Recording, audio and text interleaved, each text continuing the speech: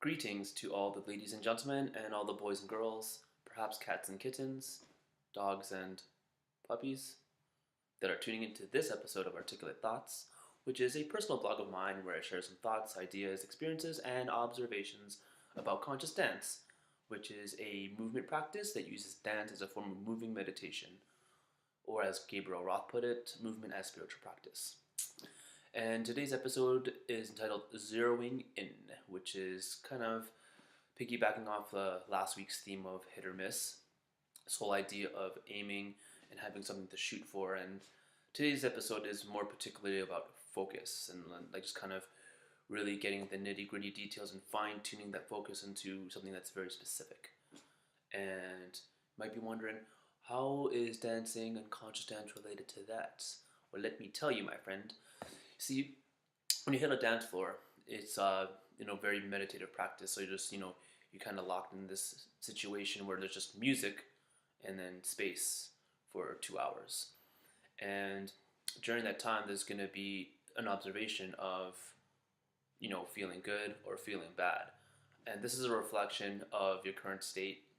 And it's an opportunity to really dive deep and take a close look at yourself and see what's really going on. And sometimes it's a difficult thing, and sometimes it's an easy thing.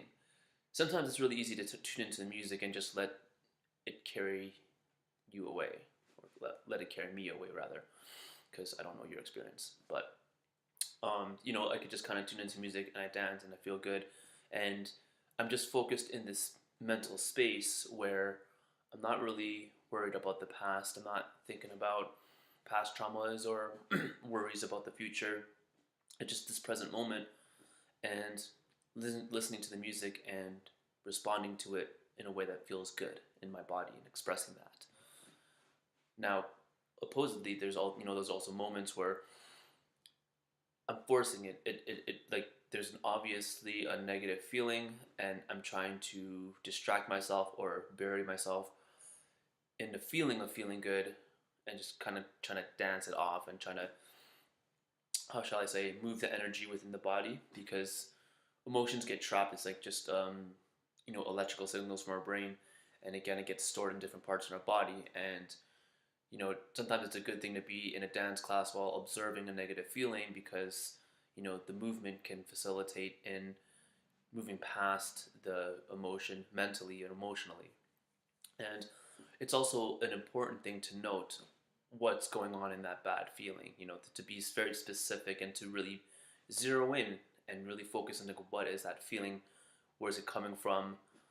It could or could not be helpful depending on the mindset of the individual. Now, sometimes there's something called a freight train, or like a snowball effect, where I'll notice that I'm feeling bad, and I'm like, oh no, I'm feeling bad. Why am I feeling bad? I shouldn't be feeling bad. And then there's kind of a resistance to it, and then it just kind of escalates the bad feeling even more. But even then, that is more of, it's one of those things where the perspective of the individual creates the filter in which the experience is going through, and it could either go in downward spiral, or it could be, oh, I didn't realize I was feeling bad about not cleaning my dishes at home. Wow, now I know that if I want to feel better, I could go home and clean the dishes. That's a very simple example, but I've had dances where in the middle of a dance where I came to a realization, there's like these really deep internal issues that I had been avoiding, and just on a daily basis I just kind of ignore it and use other things to distract myself with it. But in that moment, I'm feeling bad, and my body and mentally and emotionally, and then I'm just kind of investigating, where's that coming from? And then that thing pops up. It's like, wow, here's this thing that I haven't been dealing with for weeks now, and here I am, it's coming up, and I have to confront it. Now, sometimes feeling better is just as easy as acknowledging it. It's like having that focus for the moment on the thing that's making me feel bad, and just being present with it and acknowledging it, and just spending time to really, be aware of the situation and give it my attention. And sometimes that's all that really requires to feel better.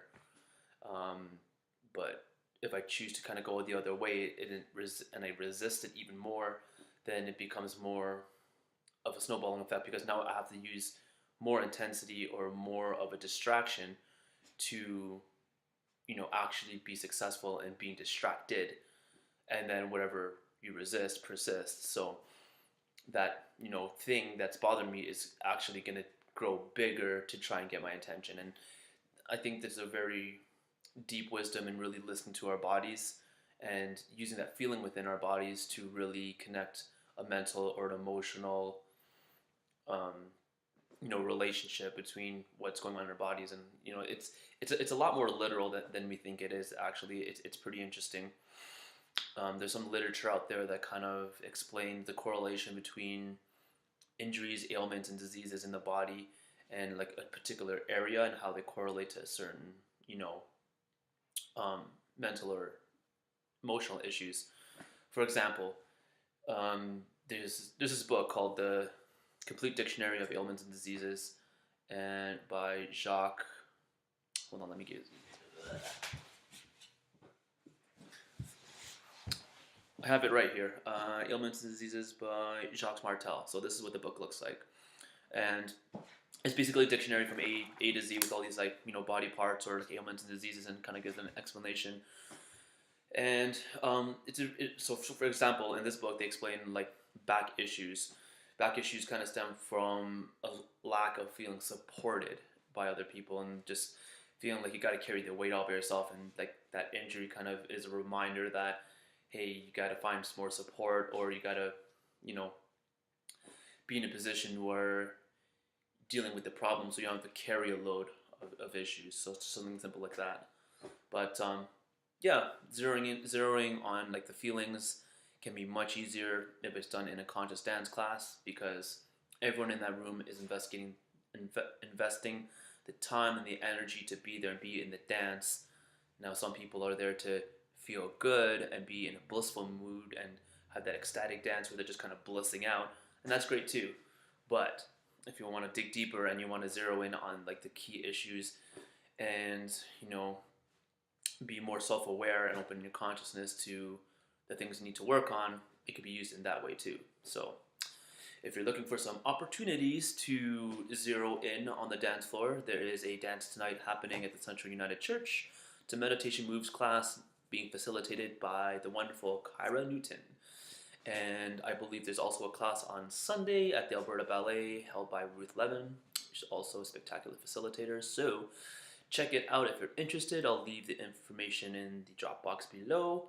And inshallah, I will see you on the dance floor.